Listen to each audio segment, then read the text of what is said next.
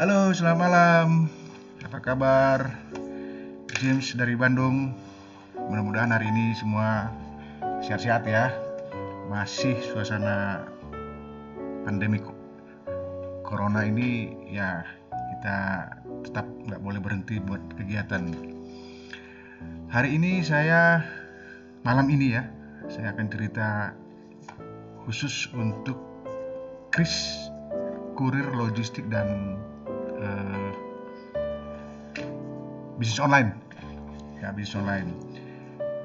Kalau kita lihat ya, nasib dunia usaha sekarang di tengah pandemi corona ini, konon katanya itu luar biasa tekanannya. Tapi kita memang nggak boleh kehabisan akal. Kita tetap harus berkreasi sehingga bisnis apapun kita bisa menyesuaikan dengan situasi era new normal ini. Baik, saya coba cerita dulu ya mengenai Kris ini dari sisi sebelum saya masuk kemari. Saya mau cerita dulu mengenai gambar umum QR Code karena pengetahuan ini nampaknya penting ya. Jadi tidak hanya sekedar bercerita bagaimana proses bisnis, tidak hanya bercerita bagaimana mendaftar ya, tapi kita juga harus mengerti jalan ceritanya. Jadi QR Code ini kan diterbitkan oleh pemerintah ya, bukan diterbitkan oleh PJSP gitu, tapi regulasinya adalah Bank Indonesia. QR Code itu sendiri adalah serangkaian kode ya, yang memuat data, informasi, identitas pedagang, pengguna, peminat, nominal pembayaran, dan atau mata uang yang dibaca alat tertentu dalam rangka transaksi pembayaran. Kita udah terbiasa dengan QR ya, QR code, tapi itu QR itu biasanya kan hanya sesama harus saling mengenal ya di lingkungan internal gitu. Kalau untuk saling kenal antar QR dengan yang lain itu harus diatur. Itu yang namanya standarisasi. Nah, dalam QR Indonesian Standard ini, pihak-pihak yang terlibat dalam penggunaan QR Code di Indonesia itu ada penyelenggara jasa sistem pembayaran ya. Jadi itu termasuk prinsipal, penerbit, penyelenggara clearing, penyelenggara penyelesaian akhir, penyelenggara transfer dana, dan sampai switching ya, sampai switching. Jadi itu juga termasuk di dalamnya penyelenggara itu adalah lembaga gerbang pembayaran nasional yang kita kenal dengan perbankan ya. Jadi Kris dan GPN ini disatukan hingga saling kenal ya. Kemudian ada juga nanti yang terlibat dalamnya itu adalah penyelenggara penunjang, yaitu pihak yang bekerjasama dengan merchant atau merchant agregator, merchant acquirer itu istilahnya ya. Coba kita lihat itu instrumen yang digunakan dalam Kris ini itu ada bank account, ada server ya, ini infrastruktur ya, ada ATM, kartu ATM, ada kartu kredit ya. Ini instrumen yang digunakan. Nah, kemudian untuk kanal pembayarannya ada yang kita kenal selama ini, ada ATM, ada EDC, ada QR ya, ini QR ini kuning ini ya. Kemudian yang proprietary channel itu ada mobile banking ya, ada internet banking dan sebagainya. Jadi QR code itu merupakan salah satu shared delivery channel. Jadi berbagi ya untuk transaksi pembayaran. Jadi nggak berdiri sendiri, selama ini dikuasai oleh beberapa. Nah, saya coba langsung masuk ke situasi kita yang sekarang ini ya. Judulnya ini sekarang yang saya buat adalah Kris untuk jasa kurir, logistik, dan bisnis online. Jadi ada dua jenis bisnis yang sekarang itu sebetulnya sangat berkembang ya, sangat berkembang kalau kita kaitkan dengan pandemi ini. Coba kita lihat ini ya. Ini situasinya seperti ini ya, bisnis-bisnis yang tertekan dan sulit bertahan, artinya ini bisa runtuh, bisa juga memang ada defisit dan sebagainya ya. Mulai dari penerbangan, coba kita lihat industri pengolahan, travel, konstruksi, hotel mulai sepi. Nah, ini kelompok yang pertama. Kelompok yang kedua yang bertahan itu kita bisa lihat di sini nih. Ada listrik ya, kehutanan, peternakan, perkebunan, pertanian, pengangkutan. Nah, ini kalau ini saya agak curiga saya ini. Ya, pengangkutan ini justru berada di sini menurut saya. Yang meningkat gitu ya. Oke. Ini saya kutip dari googling ya. Ya paling tidak ini referensi yang sebelumnya barangkali Anda juga sudah pernah lihat. Yang meningkat itu coba kita lihat di sini ya. Ada makanan, retail ya, minimarket yang kita lihat itu toko-toko kecil yang berkembang.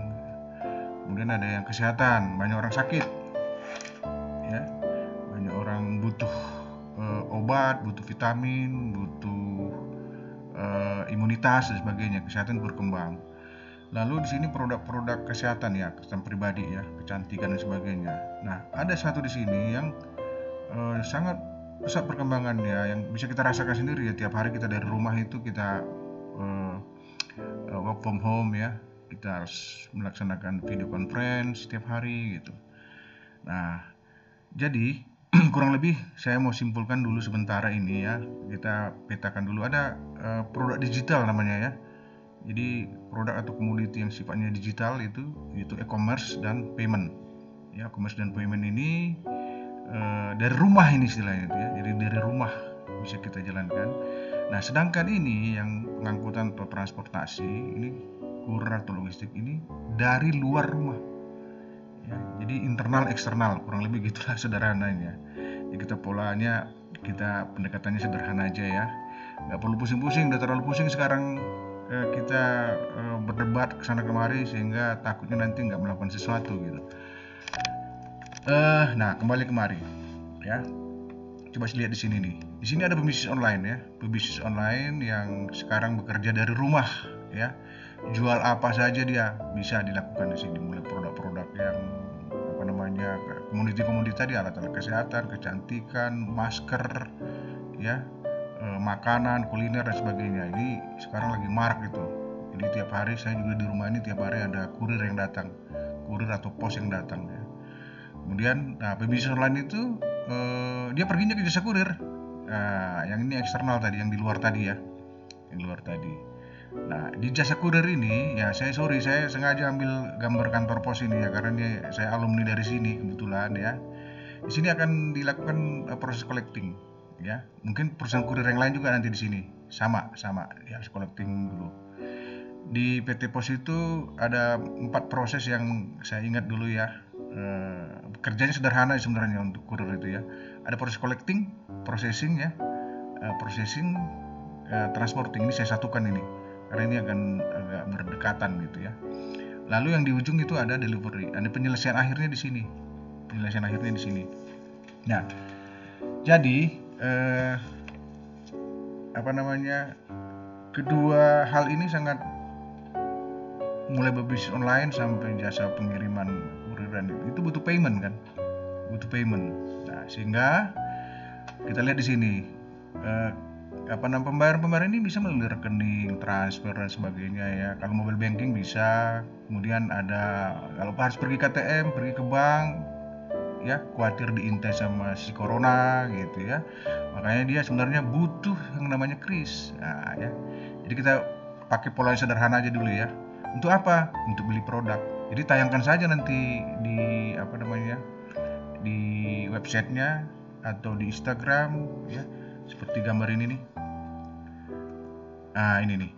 Ini ada teman saya punya belanja online ya. Tapi dia belum menggunakan kris ya. Nah, channelnya dia banyak ini. Ya. Nah, ini kurang lebih. Kalau Anda punya bisnis online yang ada punya web sendiri atau punya Facebook, Instagram dan sebagainya, ini produknya nih. Jadi ketika angka 192.000 ini harganya ya, customer yang sudah berhubungan itu bisa scan di sini, masuk dia keluar kan angkanya. Nah, begitu ya contoh bisnis online itu. Nah, lalu pedagang pebisnis online itu kan pergilah ke loket kurir ya, ke kantor pos. Nah, ya di sini mereka memposkan kirimannya itu, di sini diproses. Nah, di sini ada aktivitas pembayaran, yaitu biaya kirim ya. Makanya di loket-loket jasa kurir itu ada macam-macam e-money kan, bank sekarang orang nggak bawa tunai lagi. Mungkin dalam tahun depan jangan-jangan sudah nggak ada lagi uang tunai, karena uang tunai itu makin hari makin mengerikan virusnya katanya gitu. Nah, di sini apa? Di sini ada yang namanya biaya kirim ya di loket ini. Jadi kalau tadi banyak e-money, bank segala macam ya, itu tinggal masukkan di sini gitu loh. Tinggal tembak di sini biaya kirimnya, nah di scan. Selesai satu proses di sini. Kemudian dikirim. Nah, lalu begitu mau diserahkan kepada penerima di sini ya, waktu itu di deliver ya. Itu ada lagi yang populer sekarang dengan istilah COD, jadi bayar di tempat gitu loh. Jadi ditebus oleh penerima paket atau kiriman itu dengan sistem COD namanya ya, cash on delivery. Jadi setelah diantar baru bayar gitu. Nah di sini juga pasti ada proses lagi. Nah, kalau bisa nggak ada sentuhan, barangnya udah dikasih di sini diserahkan gitu ya, kasih uang tunai misalnya, wah bisa lama itu. Jadi kalau petugasnya itu mempunyai kris, si penerima ini tinggal dia scankan saja ke kris yang ada di pengantar ini ya, atau petugas kurirnya. Nah selesai dia. Nah begitu sederhananya. Jadi dalam rantai ini semua itu terjadi transaksi yang sifatnya non tunai gitu ya di sini. Jadi ada tiga titik ini yang bisa mengurangi si virus tadi itu, si virus corona yang yang mudah-mudahan cepat selesai lah ya. Jadi kita tidak terlalu sibuk lagi memikirkannya gitu. Oke. Ini ada, nah itu tadi pertanyaannya, ini harus saya ulang lagi bahwa yang namanya merchant itu adalah bisnis online tadi, perusahaan kurir ya, logistik ya. Karena ada dua pihak saja sebenarnya dalam kris ini ya, customer ya, pembeli produk online tadi yang sebagai user e-money yang punya saldo di e-money dan bank ya, tembak ke kris milik merchant ini di sini ya, selesai pembayarannya gitu loh. Ya, jadi customer ini adalah user e-money ya. Sini ada pengguna e-money, OVO dan sebagainya ya. Nah, ini banyak ini. Nah, diulangi lagi bahwa ini karena ini microfinance ya, jumlahnya paling banyak 2 juta ya. Satu untuk user ya. Untuk user itu saldo di e-money-nya paling banyak 2 juta ya. Kalau dilewatkan itu nanti perbankannya nanti protes. Ini regulasi ya. Oke, nah kalau merchantnya itu jumlahnya unlimited gitu. Ada pertanyaan kemarin. Pertanyaannya adalah merchant itu dikenakan berapa biayanya gitu loh ya. Nah, ada nggak beban gitu? Ya tentu ada beban ya. Ada beban yang di-charge untuk semua aktivitas yang diatur oleh Bank Indonesia ya. Itu ada 5 pihak kalau nggak salah yang terlibat itu ya. Mulai dari issuer, acquirer, lembaga switching, lembaga standarisasi dan sebagainya gitu. Nah, jumlahnya itu 0,7%. Jadi kecil sebenarnya ya untuk reguler ya, yang komersial ya, untuk 7%. Jadi kalau uangnya 100 ribu uangnya berarti kena 700 perak gitu loh. Merchantnya dibuat 700 perak gitu loh. Tetapi untuk pendidikan lain lagi lebih kecil. Nah, ini yang punya sekolah, yang punya kampus segala macam bisa menggunakan ini, sangat bagus menggunakan ini. Nggak ada uang tunai lagi ya. Jadi bayar uang kuliah, bayar uang SPP dan sebagainya bisa menggunakan kris juga. SPBU. Nah, SPBU. Tadi saya ke SPBU, tadi dampaknya belum ada krisnya di sini ya. Mungkin beberapa bulan yang akan datang masih ada. Nah, ini kemarin sudah dijelaskan itu ya, government to public ya, government to public, public to government, donasi itu 0% ya. Donasi untuk sumbangan-sumbangan yang sifatnya publik ya, tempat-tempat ibadah dan sebagainya ya. Jadi kris itu adalah satu untuk seluruh pembayaran ya. Jadi nggak ada lagi penguasa yang nama-namanya ini nih ya. Jadi udah bersatu kita semua, udah NKRI. Oke. Nah ini saya ada video nih menarik nih ya, video menarik yang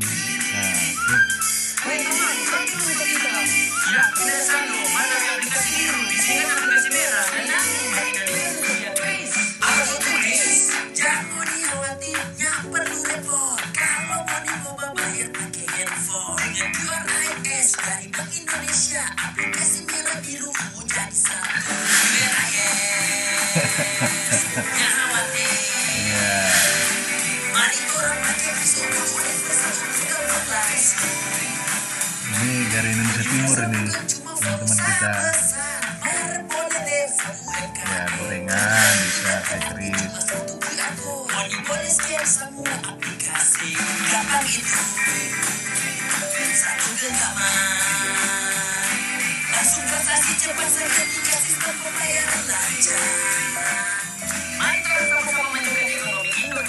Iya. Oke guys, terima kasih anak muda, tetap semangat ya. Jadi anak-anak muda yang berikutnya. Ini tadi contoh ya.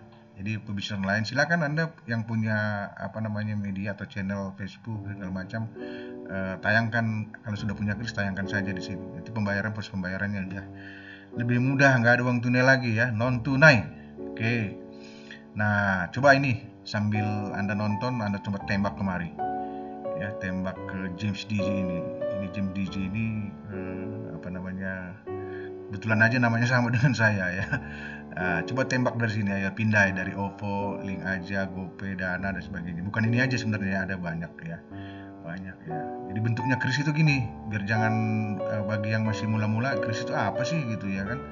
Itu Kris atau pisau atau golok gitu, Kris ya. Jadi benarkah Kris bisa dipakai untuk semua e-money dan m-banking? Nah, coba dulu baru jawabannya yes or no. Oke. Ini mau daftar? Itu selalu pertanyaan gitu loh. Ya, saya tidak pada posisi jualan sebetulnya di sini ya, tapi hanya sosialisasi ya. Biar teman-teman terutama pebisnis online ya, teman-teman di kurir juga bisa memahami bahwa yang namanya Kris ini sangat menarik gitu loh ya, apalagi situasi pandemi seperti ini. Nah, caranya gampang, yaitu hubungi PJSP, penyelenggara jasa sistem pembayaran yang berizin BI.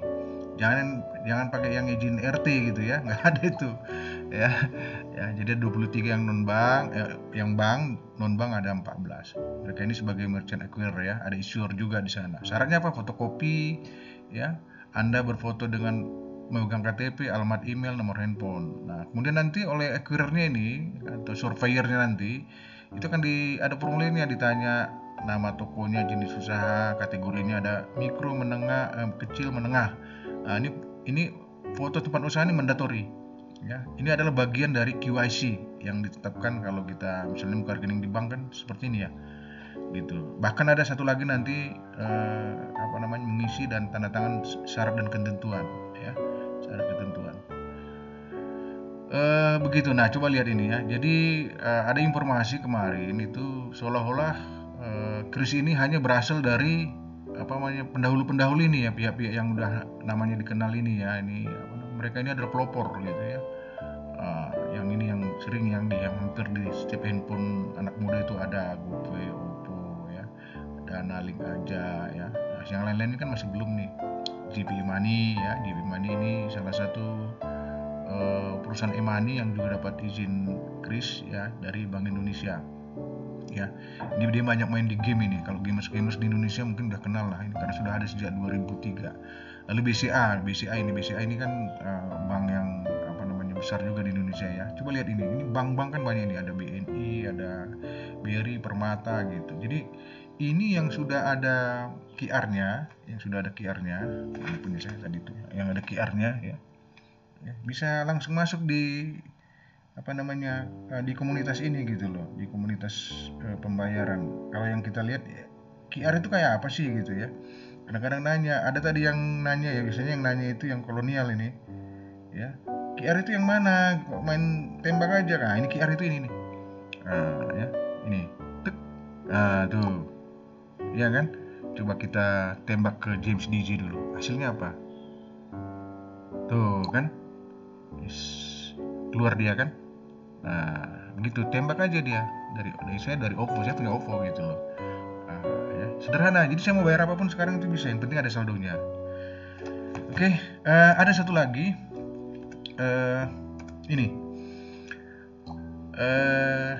Ini adalah perusahaan penyelenggara jasa sistem pembayaran yang non-bank ya, yang non-bank di Indonesia itu yang mendapat izin BI itu ada 14 ya. Jadi ini penyelenggara Kris, ini izinnya khusus dia Kris itu. Ini ada di situs di Bank Indonesia ya, Ada 14 ini. Jadi kalau kita lihat nama-namanya ini ada Sove, Gope, Dana, segala. Ini sekarang kompak nih sampai yang paling akhir ini Gudang Voucher ini, ya, pionir game di Indonesia ini ya, ini. Nah ini sekarang udah kompak, itu yang namanya Kris, ya.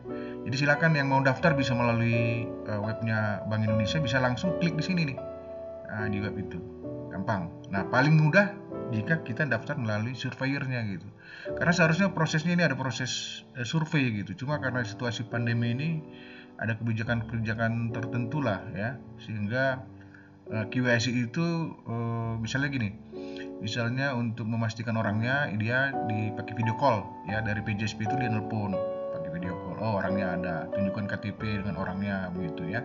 Nah itu verifikasi biar nggak ada nanti kris-kris bodong ya, kris-kris yang dibuat-buat ya, padahal transaksi yang tidak ada gitu. Bahkan kris ini bisa dimanfaatkan juga oleh orang-orang, ini gratis semua ya, benar-benar gratis. Saya dapat pesan gitu ketika ada pengarahan dari Bank Indonesia ya, kosong tidak ada pembayaran apapun itu ya. Oke. Terima kasih sekali lagi, tetap semangat ya, jangan lupa nggak perlu subscribe, tonton saja. Jadi kalau ada yang kurang jelas bisa taruh pertanyaan di bawah gitu ya, tanya pertanyaan di bawah, saya akan jawab. Baik, terima kasih sekali lagi, sukses untuk rekan-rekan semua, terutama berbisnis online yang sekarang lagi on ya, lagi sibuk-sibuknya. Begitu juga perusahaan-perusahaan jasa kurir dan logistik. Terima kasih, selamat